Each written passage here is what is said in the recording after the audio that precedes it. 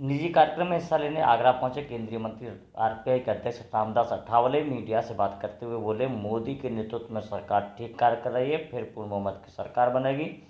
UP में भाजपा से 3 से 4 सीटों के लिए मुख्यमंत्री से वार्ता करेंगे। यूपी में बसपा का जनाधार खिसक रहा है, आरपीआई का विकल्प बनेगी। बहुजन समाज पार्टी के बहुत सारे नेता आरपीआई में आने के लिए तैयार हैं। आपको बता दें कि आरपीआई के राष्ट्रीय अध्यक्ष और केंद्रीय मंत्री रामदास अठावले आज एक निजी कार्यक्रम में हिस्सा लेने के लिए आगरा पहुंचे थे, जहां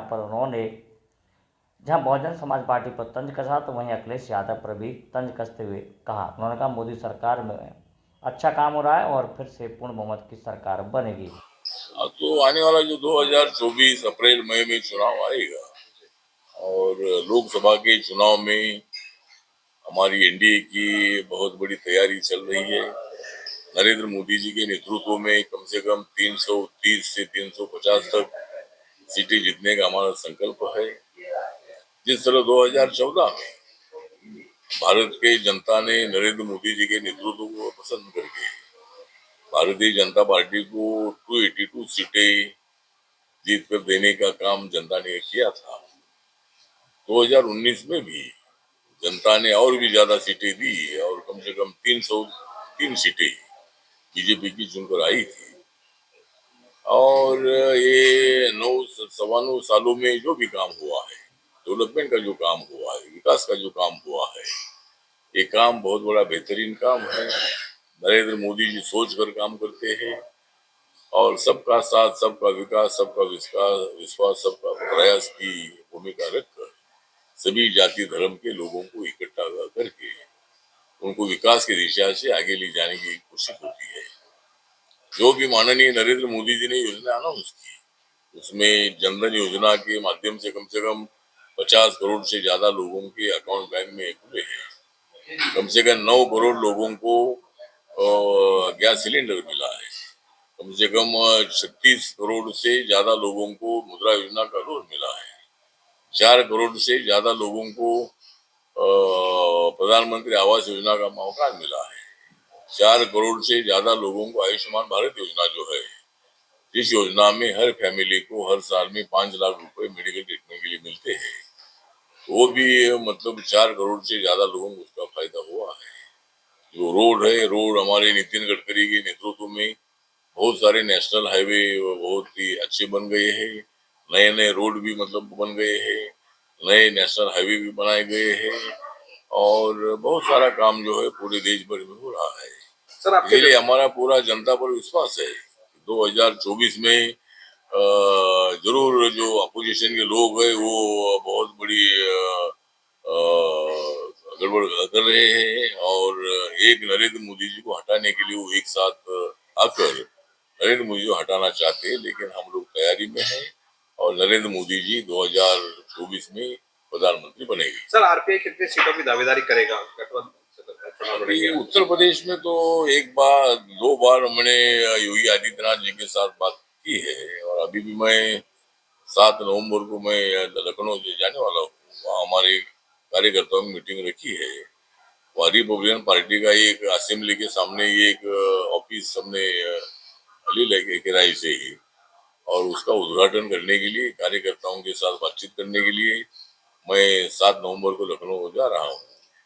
तो मैं माननीय योगी आदित्यनाथ जी को मिलने वाला हूँ और जिस तरह माननीय मायावती जी जो बहुजन समाज पार्टी के नेता है, उनका जनाधार खसकता जा रहा है और इसीलिए रिपब्लिकन पार्टी उसकी जगह ले सकता है, जिस तरह आरपीआई की जगह बहुजन समाज पार्टी ने ली थी।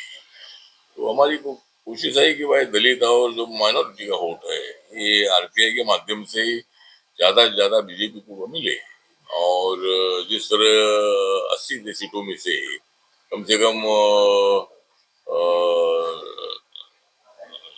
मतलब ज्यादा से ज्यादा जो सीटें है, ज्यादा से ज्यादा सीटें बीजेपी की चुनकर आनी चाहिए।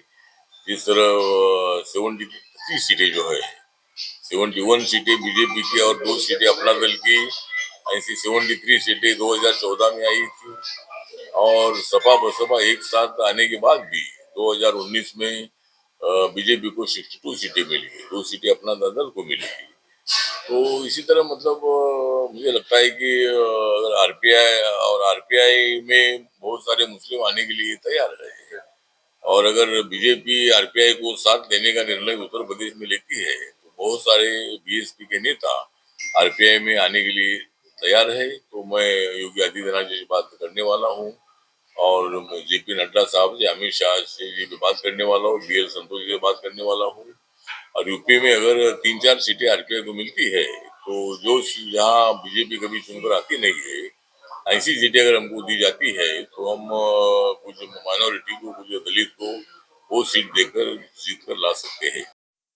भारत सरकार के द्वारा जन कल्याणकारी योजनाओं की गिनती कराते हुए रामदास अठावले ने कहा कि मोदी सरकार के नेतृत्व में केंद्र और उत्तर प्रदेश की राज्य सरकार अच्छा काम कर रही है और उसी के विश्वास पर वह 2024 में पूर्ण से पूर्ण बहुमत की सरकार बनाएगी। उन्होंने कहा कि इस बार पिछली बार से अधिक सीटें लेकर के जीत करके केंद्र में सरकार बनेगी। उन्होंने इस दौरान बहुजन समाज पार्टी पर जनाधार खिसकने का आरोप लगाया तो वहीं पर सपा पर भी तंज कसा।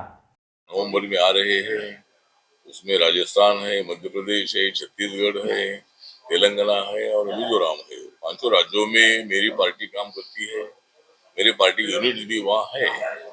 तो मैं कार्यकर्ताओं से बात कर रहा हूँ, कुछ स्टेटों में कार्यकर्ता 10, 15, 20 सीटों पर लड़ने के लिए तैयार है, लेकिन मैं बीजेपी के हाई कमांड से और बीजेपी के स्टेट कमांड से बात करके उसके संबंध में मैं निर्णय लेने वाला हूँ। और 5 राज्यों में 4 राज्यों में तो डेफिनेटली बीजेपी चुनकर आएगी, ऐसा हमें पूरा विश्वास है। सर, महाराष्ट्र में भी आपने मांग की है मंत्रिमंडल शामिल होने की? महाराष्ट्र में तो मतलब महाराष्ट्र में तो अभी चुनाव तो नहीं है, लेकिन अभी जो मंत्रिमंडल का विस्तार होने वाला है तो आरपीआई को एक मंत्री पद देने का आश्वासन माननीय देवेंद्र फडणवीस जी ने दिया था। तो हमारी मांग है कि भाई जब भी विस्तार होगा तो वो आरपीआई को एक सीट मिलनी चाहिए, क्योंकि रिपब्लिकन पार्टी महाराष्ट्र के हर गांव में, बस्ती बस्ती में, शहरों शहरों में रिपब्लिकन पार्टी काम करती है और रिपब्लिकन पार्टी का बहुत बड़ा फायदा बीजेपी को होता है। तो एक मंत्री पद देने में हिस्सेदार नहीं होनी चाहिए, तो आरपीआई को एक मंत्री पद देना चाहिए, इसी तरह की हमारी मांग है। सर, यूपी में अखिलेश यादव को लेकर क्या कहेंगे? अखिलेश यादव को लेकर अखिलेश यादव को लेकर हम ये कहेंगे कि अखिलेश यादव हमारे अच्छे मित्र हैं, वो मुलायम सिंह यादव जी के पुत्र हैं और मुलायम सिंह जी के वक्त पर जो बहुत बड़ा समाजवादी पार्टी में संघर्ष हुआ, मुलायम सिंह जी को अपमानित करने का प्रयत्न हुआ और जिस मुलायम सिंह जी ने अखिलेश को बहुत बड़ा मारने का काम किया था, तब दोनों में बहुत बड़ी फूट हुई और मुलायम सिंह जी को अलग करके अखिलेश यादव अध्यक्ष बने थे। तो वो पुराने सोशलिस्ट लोगों में थोड़ा सा रोष है, लेकिन अखिलेश यादव जी नौजवान है, अच्छे कार्यकर्ता है, नेता है और मेरे साथ वो लोकसभा में भी रहे हैं, मेरे संबंध बहुत अच्छे हैं। और अभी जब विधानसभा का चुनाव हुआ था तब अखिलेश यादव जी ने भारी कोशिश की थी सत्ता में आने की, बहुत सारे अजीत सिंह को लेकर, क्या नाम है, जयंत चौधरी को लेकर कई लोगों को साथ में लेने का काम भी किया था और बहुत बड़ा डंका पीटने का काम भी किया था कि भाई हम सत्ता में आएंगे, हम बीजेपी को हराएंगे। लेकिन बीजेपी को हराना ये कोई इतना आसान काम नहीं है और उसमें अखिलेश यादव जी हार गए, लेकिन चुनाव में हार जीत होती है तो वो काम कर रहे, वो काम करते रहे, लेकिन वो अपोजिशन का काम करते रहे और योगी आदित्यनाथ जी मुख्यमंत्री बनकर यूपी की सेवा करते रहेंगे। उन्होंने 5 राज्यों में होने वाले विधानसभा चुनावों पर अपने प्रत्याशियों पर चर्चा करते हुए उन्होंने कहा कि उत्तर प्रदेश में पार्टी के लिए 3 से 4 सीटें मांगने के लिए वह योगी आदित्यनाथ से बात करेंगे। तो वहीं पर उन्होंने कहा कि अन्य राज्यों में भी भारतीय जनता पार्टी की सरकार बनेगी और उसके लिए वह भारतीय जनता पार्टी के नेताओं से वार्ता करने के बाद सीट बंटवारे को लेकर के चर्चा करेंगे।